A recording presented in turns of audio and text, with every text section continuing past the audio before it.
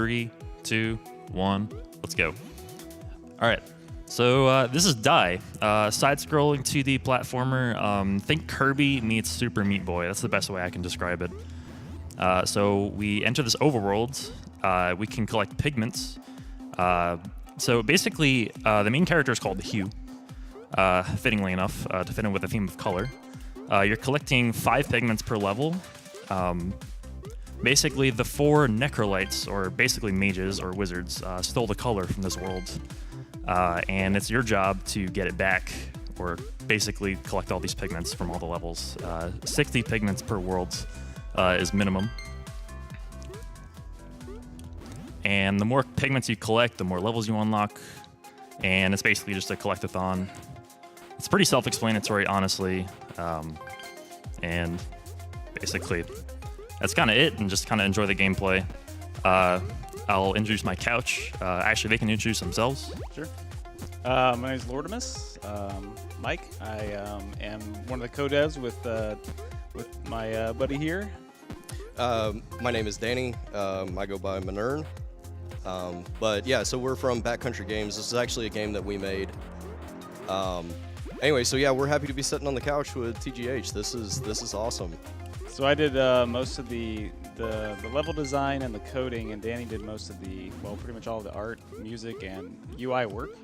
One of the things you'll notice is, as TGH goes through these levels, is that each level contains 5 pigments. So we talked about Hugh restoring color to the world. So each time he grabs a pigment, you'll see the screen kind of pan over and color be restored to the level a bit. And then when you get back to the hub of the world, so we're in the purple world right now, the first world, you'll see the pigments are actually floating about in the main area, and color will be slowly restored to that area as well. So that's kind of the main theme and the point of what this little dude's doing. Right, and as far as mechanics go, it's pretty straightforward. It's got your standard jump, your wall jump, wall stick, and then but we also have a float mechanic, which you'll see him use, especially like just frequently throughout the game. Yeah, not there apparently. But so the float will just help control your fall and help you just control your movement. So there's an example of the float. So we did just see the first example of an intentional death. Here's another one. So the scroll levels in this game to allow you to kind of push the limits and not get caught up by the auto scroller boundaries. You can actually self-destruct on right past the checkpoint, and you will respawn on the checkpoint with the camera immediately panning to you. So that's one of the IL strats and the strats that's used here as well. Whoops. I will be saying, so that's 1 death. I'll be donating $1 for every unintentional death. Again, there are quite a few intentional deaths meant to gain time, but... Yeah, so Mike and I will be donating $5 for every unintentional death. Oh boy. And then, no pressure. And then some of our friends back on the couch behind us will also be donating per unintentional death. Yep, speaking of, $50 donation from Duke Firebird. I cannot wait for the Die one. Myself and the developers, Lurmus and Minere, will be donating per unintentional death during Die. We love you, TGH. Love you too, Duke. Thanks, man. Whoops. Yeah, Duke made some absolutely incredible perlers that they showed just before the show. And anyways, and he was nice enough to make some for Mike and myself as well. Yeah. So those are going up immediately when we get home. Yeah, so thank you. Those are fantastic. And this is a huge privilege too to be here supporting this awesome cause, and it's really been great to watch Teach put in so much work and skill into this run. It's really progressed really well over the last couple months, and really fun to watch. Well, and it's just strange to watch something that, I mean, we made the game, but we never reached this level of proficiency with the game. To see somebody just completely blow through it is incredible. Also, a little bit about the speedrun mode we're doing. It's any % no hard mode. So in this game, basically to 100%, there's a normal and a hard mode for each each level. The normal mode is what you're seeing here. Basically grab all 5 pigments and you're done. For hard mode, we remove all the checkpoints, and there's extra obstacles, other death spikes, etc., just stuff like that. The reason we do the no hard mode is basically just to tone down the run a bit, brings it down to a normal, to a quicker time. It also just removes a lot of the repetition, because you'd be going back and doing basically the same level, just again, it wouldn't be as much fun as this. Yeah, just a harder version of the same level. And then within the game, there are 3 different types of levels. There's the normal level, which you see here. There's also the auto scrollers, and then later in each world, there's a set of challenge levels. And the challenge levels are a little bit different. We'll talk about them whenever we get to that point.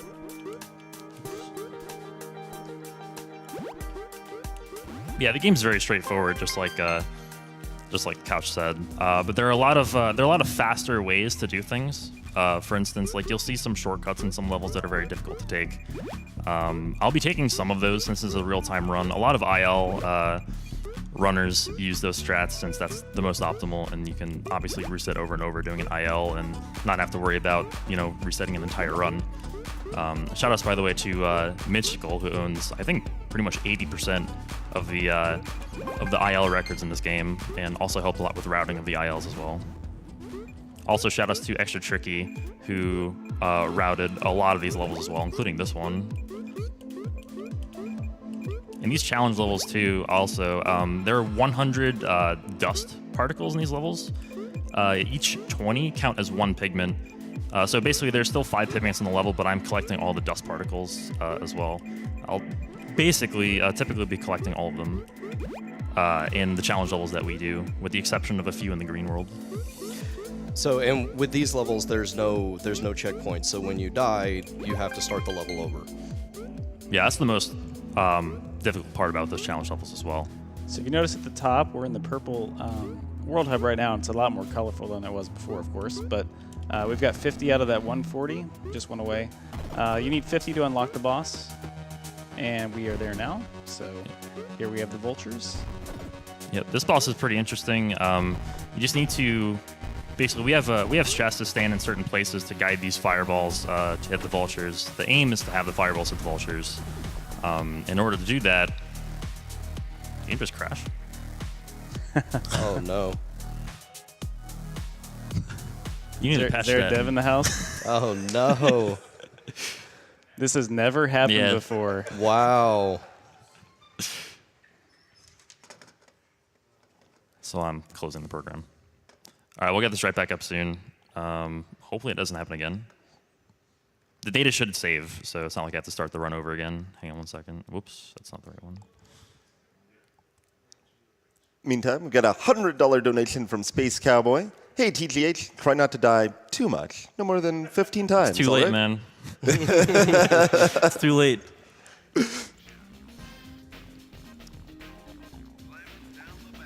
Sorry, I don't know why that happened.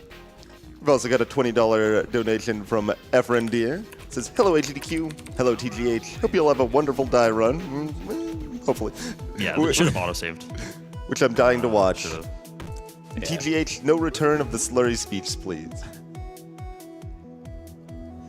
Yeah, we'll be right back to the vulture boss, which hopefully will be Oh, there we go. glitch All right, free cool. this time. We're right back there. Okay, as I was saying, so you're standing at certain points to guide the fireballs back to hit the vultures. The first one's easy. You just got to stand right in the middle on top, or you can stand in the middle there. In the meantime, avoiding all the fireballs that are eventually going to hit the vultures. So in a casual playthrough, this boss can be pretty hectic because you end up having multiple vultures on the screen at once with seemingly random fireballs. But once you get the strat down and know where to, you can manipulate where the vultures and the wizard are shooting the fireballs and pretty much make it very clean. Yep. Shout out to Taizan, who is the Vulture King. The Vulture King, yes.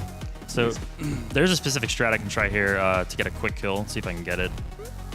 It's very precise, especially the last fireball. Stand here. I'm gonna stand there. I feel like I got it. Let's see. Just gotta wait, kinda. Nope, I didn't get it. Okay, so that's like a couple seconds lost. It's very precise, especially the last fireball. We get to hear more of the so that's soundtrack, vultures. though. There we go. 8 minutes, first world. And that's purple. It's purple. That's the first world. So now we're gonna move on to blue.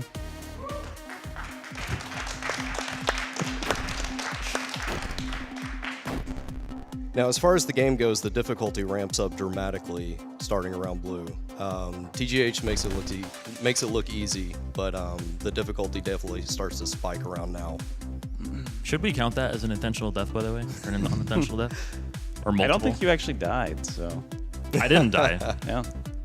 The game died. I didn't. It's not my fault. I So blame, purple I we- blame Mike. Yeah, that's probably on me. Purple, we saw a few mechanics, and in blue, some of the themes are that these levels are much larger. So in a casual playthrough, they can be more difficult, especially the hard modes. But here, we'll even in level 1, we start to see ice melting. So light yourself on fire with a torch, and you can keep that fire going by hitting some more torches, and that's how you melt the ice to get the pigments. And one of the things with the fire, as you whenever you ignite yourself, if you use the float while ignited, it'll actually put it out. So it forces you to kind of change things up a little bit. Yep. We're getting to some parts where we're going to have some tricky jumps start to happen. Yep. These jumps, you learn pretty quickly playing casually that it's not as simple as just holding up against the wall and jumping around those spikes. Specifically those jumps on the walls around the spikes. Here's where the game starts to tell you, you know, you really need to like start to change your trajectory in midair, if you can. Where am I going? Wow, I thought I was on a different level. I can confirm for my own casual play that those jumps are indeed much harder than they look. By the way, the soundtrack for this game is absolutely awesome, and every song was composed by Minern on the couch. So, shout outs to him. Thank you. Yeah, we got a lot of positive feedback about the soundtrack. Okay. Oh no. That's no big deal. I think the general consensus was that the vulture theme was the favorite in chat. Yes. Yeah, My that's my favorite, favorite from the soundtrack for sure, was the vulture theme. My favorite is the final boss track, but we never get to the end drop of the TGP. Never hear the second half of it. Yeah. Yeah, so here's another pretty tricky jump. Yeah, so those jumps are very difficult casually. You need to sort of learn how to maneuver those in order to get past that part.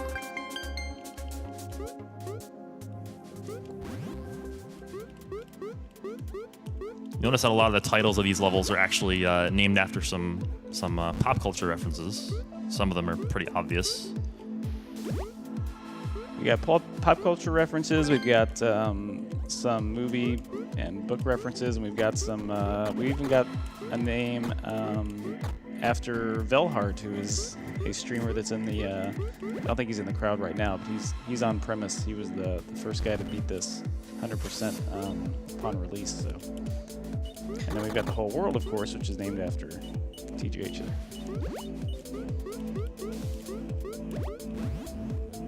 Yeah, it was fun watching Velhart 100% that for the first time. That was interesting for sure. The game has changed quite a lot since then.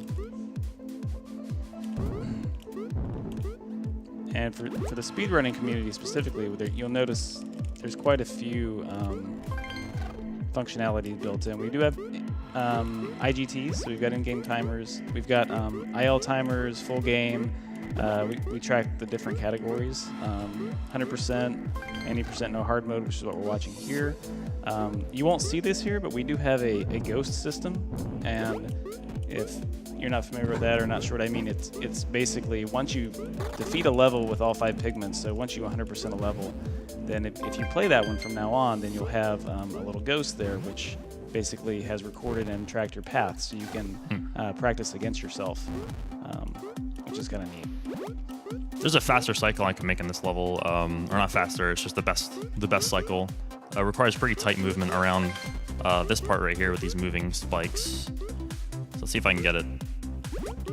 If all is done correctly, I won't have to wait for these spikes at the end of this hallway, and I got it. Nice. Nice.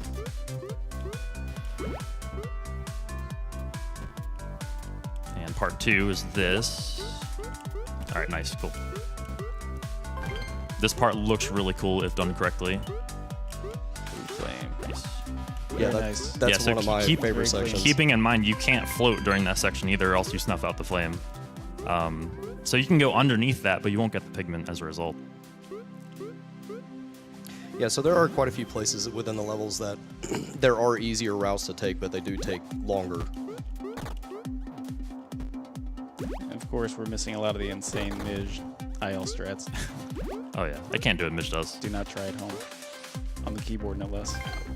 I have 1 IL record for this game, and Mitch is going to take it probably today. I think he's working During on it this right run. now. Yeah, I think he said something like that on Discord. My claim to fame for ILs. And quick clarification for anyone unfamiliar with what they're talking about there. IL refers to individual levels, Yes. so the Yeah, best sorry time for on a not single clarifying level. We've also got a $5 donation from Chef47. Glad to see Die at GDQ, and even happier to see Tej run in another game. Proud of you, my man. Bus die wide open. Good luck on Crash Percent from Kraz and I both. Thank you, dude. So yeah, you may recognize Tej from last year's Undertale run, which was a big hit. So we're very pleased to have him representing our game as well. That was an awesome run.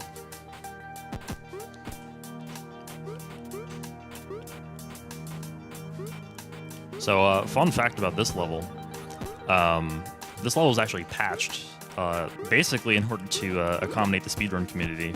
I used to have to wait a really long time for this cart to come back, but now it just kind of books it back, and it makes this pigment up here actually faster to get. It used to be slower.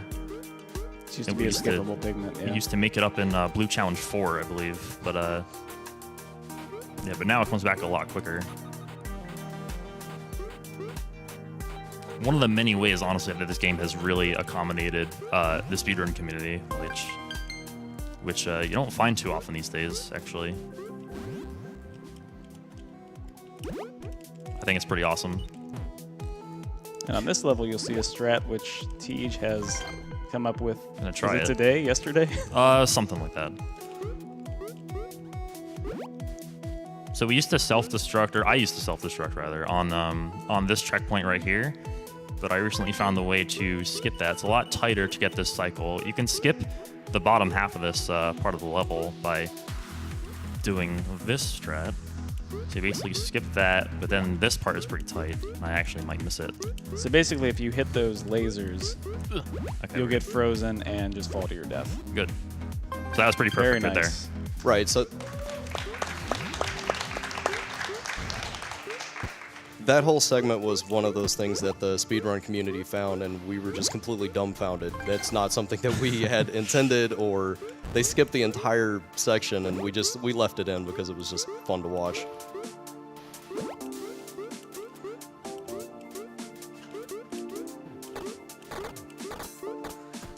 We'll have another unintended skip coming up. This looks really cool if done correctly. If done correctly. Looks like he's gonna get it. Nice.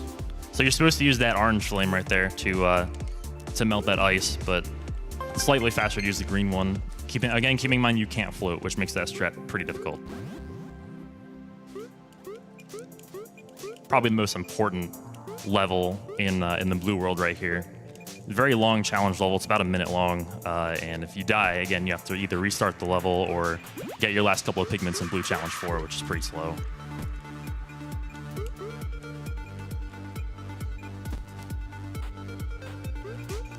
We've got a $50 donation from Maggie Obi-Wan. TGH, good luck on the die run, and don't forget to hug the goat. No, wait, that's the wrong game. Hug the spikes? Oh no. I blame Maggio for that death, let's be honest. What's up, dude? Thank you, man.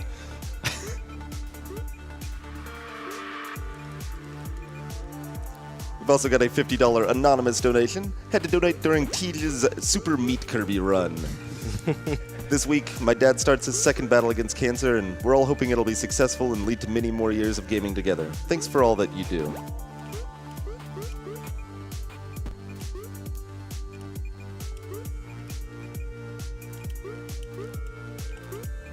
I did not do that part correctly. Whatever.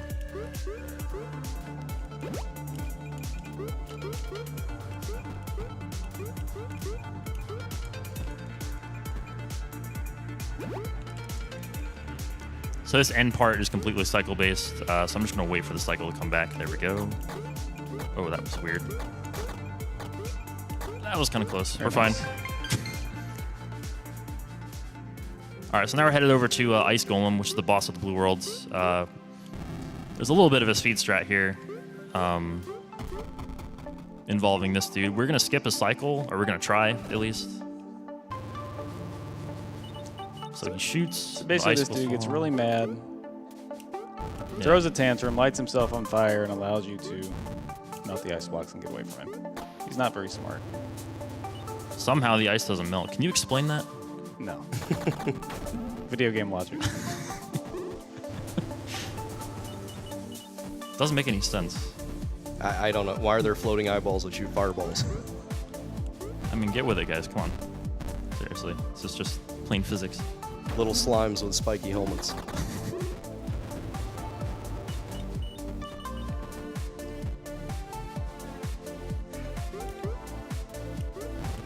All right, so one last little thing to avoid here. This boss is very important to do first time because it's a huge backtrack to die there. And that's blue. 10-16 isn't bad. Sub 10 is obviously possible, but I think that death in Challenge 3 was kind of costly, yeah. The blue levels Whatever. are significantly longer than the purple levels as well. Yeah, so now we're going to get into the green worlds, or as I like to call it, the yellow worlds. And you'll see why. But yeah, so it starts to introduce a lot of puzzly elements, including teleportation mushrooms, or whatever they're officially called. Yeah, they're little mushrooms. Yep. Just yeah, it's yellow. See. They're Just to referred me, to it as looks yellow. shrooms in the achievements. So I think this is really the first level where a casual player will look at it and go, what do I do? Like, what is the objective here? It's not apparent at first. Right, so there's the teleportation mushrooms, which you introduced here, and then there's also the little moving platforms that he's on, and then the springboards. And the springboards definitely take some practice.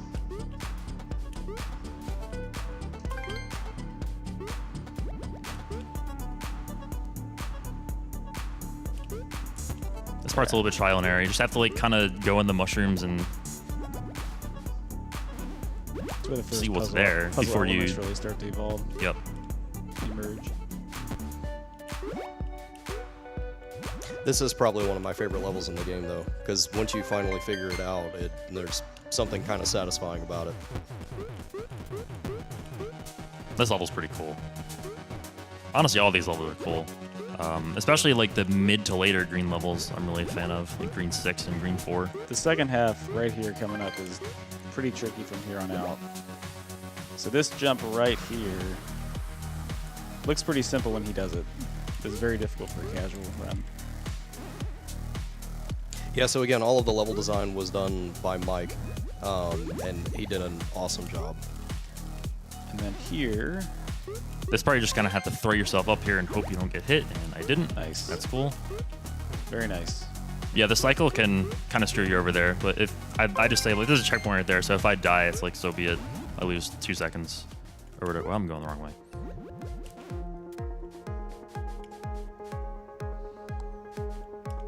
$5 anonymous donation says, good luck on the run, Tej. I went to bed early and woke up especially early just to watch you. Thank you.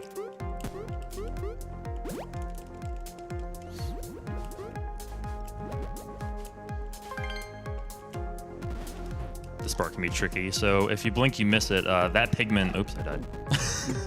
It's hard to talk and play this game. That pigment over on the right is the only pigment that we skip in a normal level that we do, and we get that back in Green Challenge 2, I think it is. One of the first Green Challenge that we do, we get it back in. That last one requires you to ride that slow platform all the way down and then do a jump over, and it's just not worth it. Now we have seen players actually. There's a diagonal row of shorter spikes, and you can actually wall jump off of the side of those platforms. That is stupid hard. It's insane. Stupid hard. But we have seen it done. This is one of my favorite levels. Just kidding. I hate this level. All right,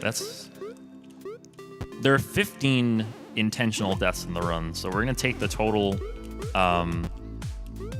deaths at the end and subtract 15, and that'll be the total. Speaking of, we've also got a $20 donation from Ramil Gaming. It says, TGH, the swag duck is behind you. $1 for each unintentional death. Very nice. Thanks, dude.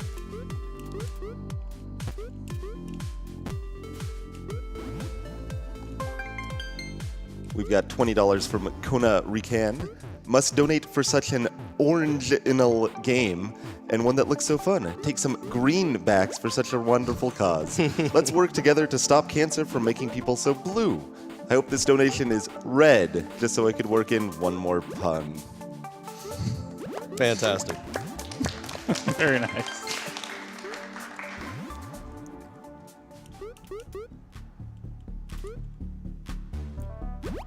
This level aptly named Parkour. Yeah, and this one you spend very little time on the ground. Oh. Stupid deaths.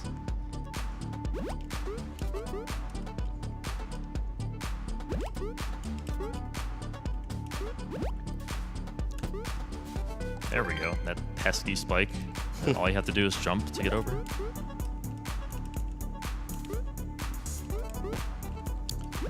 $10 donation from Mental Mute 2. Shout out to TGH and the devs. Keep up the awesome work and help others keep the colors vibrant.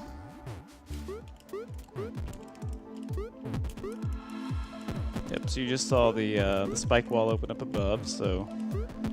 Yep, we just got to make it back in time for that one. Yep. It's a loop around. There's supposedly a strat to get that with some stupid wall jump, but I'll leave that to Midge.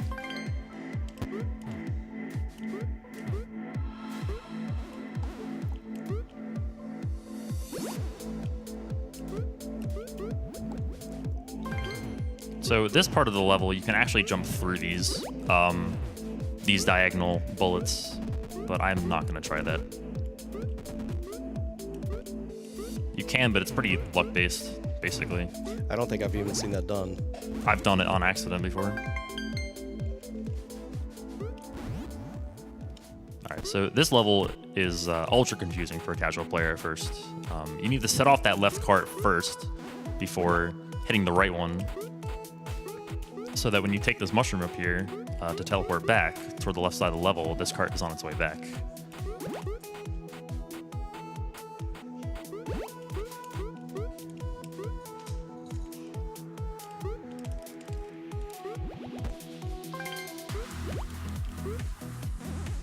Way up there. So there is water in the levels, and Hugh can't swim. Yeah, he's got no arms. He also can't grab the bottom of the platforms there, which can take some getting used to because he has no arms. So one other thing about the hub worlds is that as you grab the pigments throughout each level, they actually reappear into the hub world. So if you go through and collect all of them, you could end up seeing all 140 pigments floating around the hubs.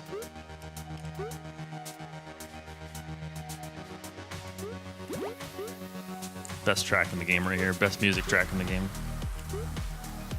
Yeah, this is the Vultures theme, Oh, actually. Something's right there. So after you beat a boss, the track from each boss will be reintroduced into the levels. And that was a request from the community, actually.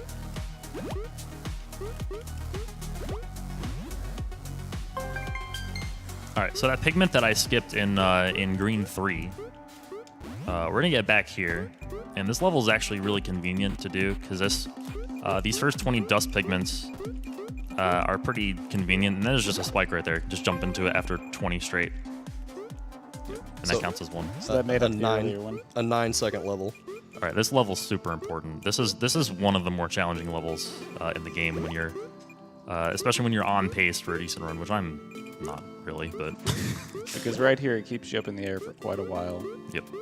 But this is my personal favorite level in the game. I absolutely love this one.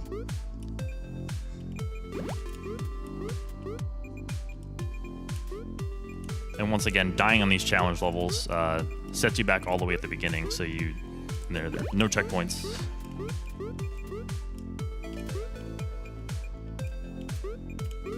All right, that was okay. Very nice. Good, There you go. nice. Very nice.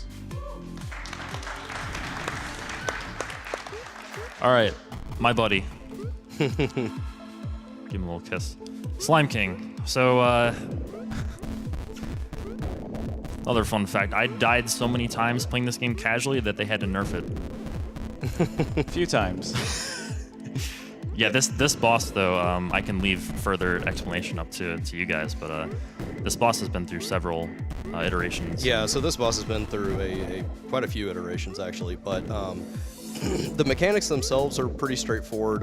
Whenever the Slime King actually lands, he'll spit up a bunch of slime or fireballs or whatever you want to call them, and then the Necrolite will actually summon fire onto the ground. So it's all about just progressing through the level and trying to make it to the end while dodging everything that the level throws at you. So A big part of mastering this is understanding how to keep tabs on what's happening above you so you don't get caught by surprise by these fireballs. The other thing that goes on here is he just took the mushroom down below. For the extra boss achievement, there's actually a path. If you see some the little springboards that we just passed by, you can go up over that spike wall. And if you do that, then you get the extra achievement and unlock an extra skin for this boss. This part is tricky right here. All right, we got it. Nice. So that part is slightly luck dependent. Or it's luck dependent to get a. That's a really good green sign, by the way. Actually. yeah. It's slightly luck dependent to get a fireball pattern that's not like ultra hard to avoid. But I will certainly take a first try Slime King there, and that's green or yellow, aka. One world left. Awesome. Yep. One world left, and it is not the easiest world. Oh, no. The game throws everything it has at you for this last world, so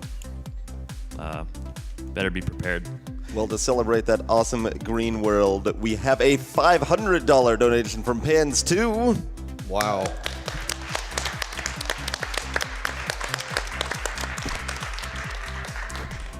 Simply says, shout out to the Graveyard crew. Good luck on the run, Tej. Runner's choice. Thanks, dude.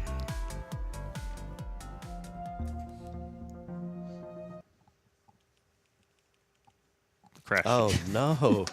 This honestly, this is surprising because I this don't think game I've is ever seen it really once crash. this game is well made, and I've never seen it crash like this. I was playing it earlier on this computer and it wasn't crashing, so I'm not sure what's going on. In the meantime, we got a $10 donation from PDX Geek. It's amazing to see a game played live with the devs. As a software developer myself, I'd like to ask you if you planned all the paths for many of the sequences or were planning something different. How did it make you feel to see the changes? And thank you, AGDQ, for putting this all together. Do you want to take that, Mike? Could you read the question again? Oh no, so they were basically asking about the paths. I'm assuming them in the level design paths. Yeah, they certainly found quite a few unintended paths, even unintended strats. I mean, the auto-scroller intentional deaths on checkpoints, that was certainly a surprise. There we go. There's several levels like the one Teach pointed out in Blue World where we actually changed an entire section of a level to suit the community, and they were taking a path we weren't expecting, and it ended up taking a lot longer than they were having to skip that whole section entirely, so we band-aided it. But yeah, it's really interesting what happens when you go from just internal playtesting to people getting their hands on it that really know what they're doing and speedrunning, and some really awesome stuff ends up happening. Well, and the speedrunning community can pick apart a game really quickly. Sure. So they provided a ton of great feedback. the heart pigment right there. There we go. Obviously, they didn't tell us about all the game crashes, but that's fine. I've never had the game crash on me. I'm not sure what's going I've on. never seen it crash. It might be. Before this. It might be something to do with the flash card or the flash drive. Oh, maybe. Yeah. Off Steam, this game will most likely never crash on you. If it does, let us know. You can find us on Twitter.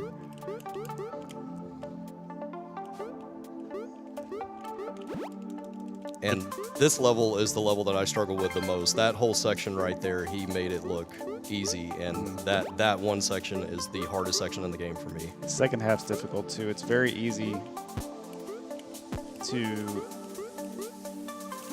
Yep, that skull can really catch you right there on that bounce up. So speed right there is really important. He got around it really easily. So one of the new mechanics that we introduced in Red here was you see the little skulls that'll start chasing you around, and there's these little locks that you can trigger to actually disable the skulls.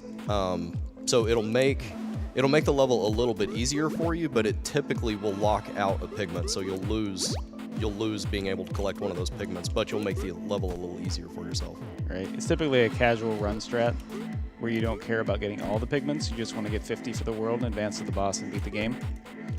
For here, we never use that. Once again, utilizing self-destructing on checkpoints just to scroll the screen further forward.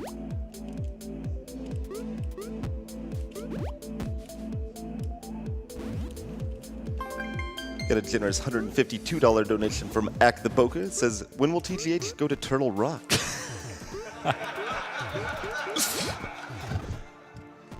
I blame Ack for that death.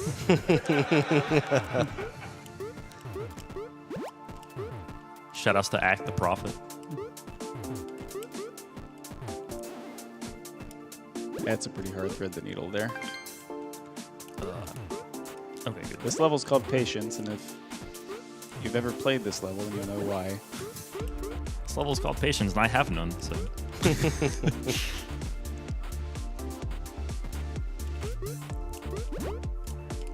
Very nice.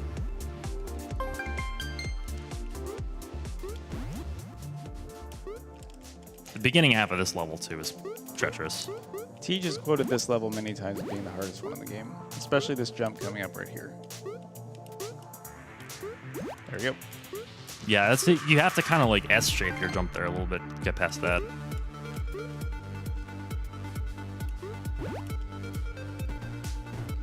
We do have a little tombstone with a death tracker up in the top left-hand corner, and it tracks it per level. And watching people on Twitch play is always fun because, I mean, we've seen some levels that have been in the hundreds of deaths, and I've seen that past level reach almost 1,000. That's crazy. There are some very dedicated people. Yes.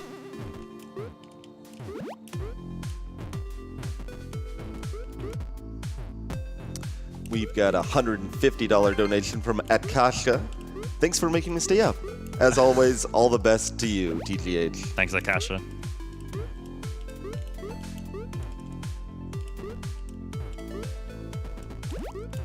Beat this.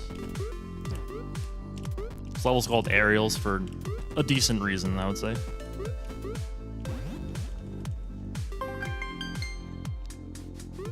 This level's called Critters for another movie. decent reason. More slimes with spiky helmets. Oh, come on, man. Got a $10 donation from Ghost King. Hey, it's my dude, TGH. Said I couldn't be there this time. Was awesome hanging out last AGDQ. Hope to be at SGDQ again, though. Good luck in the run. Thanks to the devs for coming out and offer some insight to this neat game. Cheers, Ghost King. Yeah, well, thanks, Ghost King.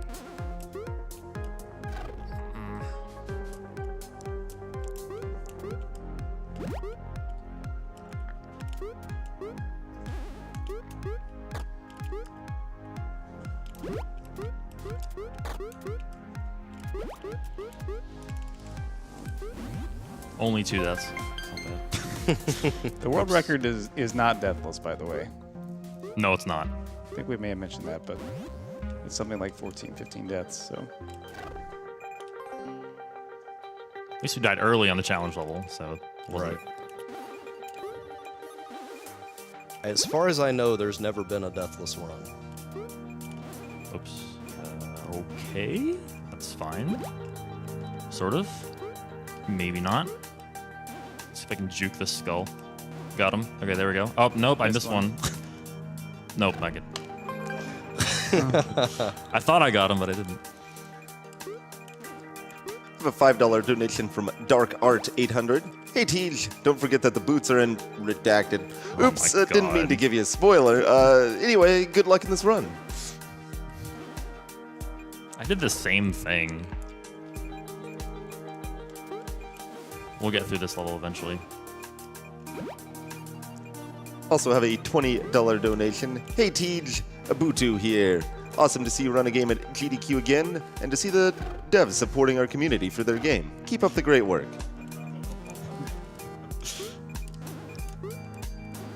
I'm sorry, Duke. This is not an easy segment. Well, these are challenge levels for a reason. There we go.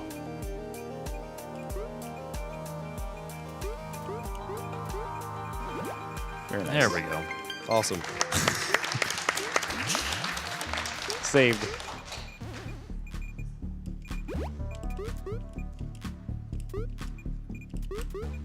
So this level, you hit the timer there, and it opens up a gate up top. And it's kind of risk reward for how much you want to try to chew off the level by how much you want to, just how many dust particles you want to get before actually entering this area. Extra Tricky, who is on premise somewhere around here, has the IL level for this one by an insane margin. None of us have any idea how he pulled that off. We're doing this. All right. We're gonna activate this skin. So the way the skins work in this Whoops. game is you basically get a base skin for defeating the boss, and then an extra skin for defeating an extra boss achievement on that boss. So here he's defeated this boss before, so he gets to wear his horns as a trophy.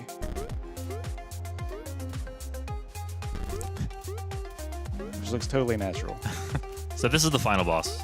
So basically, he's gonna throw.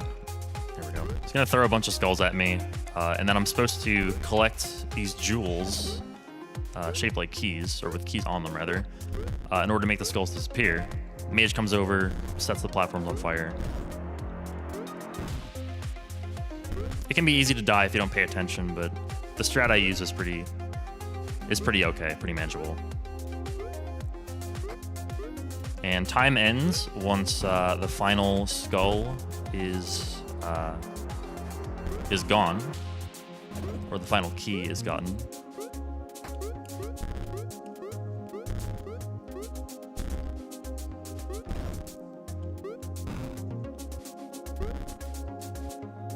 Yeah, so before my time is up, I just want to thank,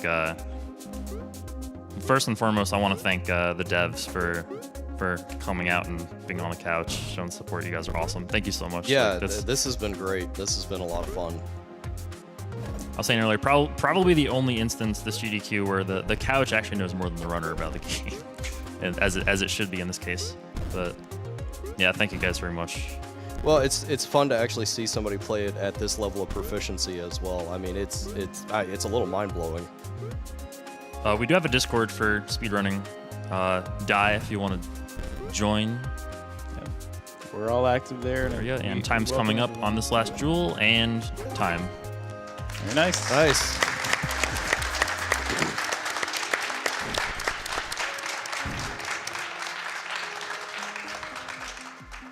So yeah, that's Die. Hope you guys enjoyed it. I certainly enjoy it. It's an awesome game. It's just a clean game. If you're looking for a good challenge, it's a really nice side-scrolling platformer, precision platformer, simple controls, but very precise gameplay. If you guys are interested, give it a shot. Even try speedrunning.